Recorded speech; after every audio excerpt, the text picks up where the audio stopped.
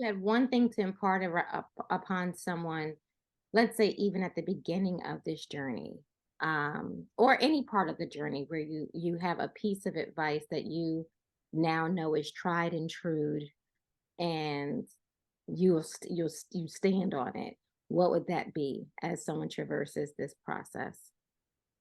One of the things for me in this process in the very beginning, um, and this is something that I gather is probably also why I'm in cancer care ministry, Mm, is unfortunately one of the things that hurt my heart is that there are women who once they were diagnosed, they became paralyzed with fear.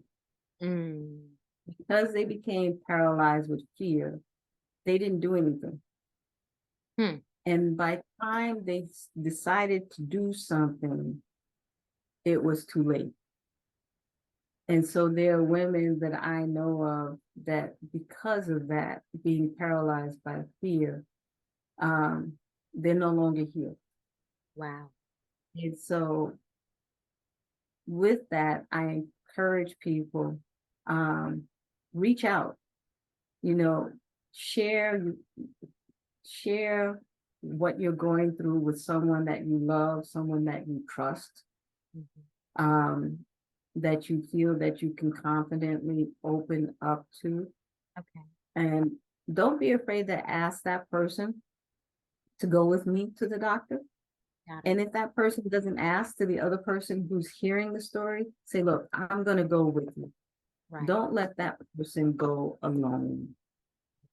And so I know even for me, um, when I first heard my diagnosis, Clifford and I were having a conversation.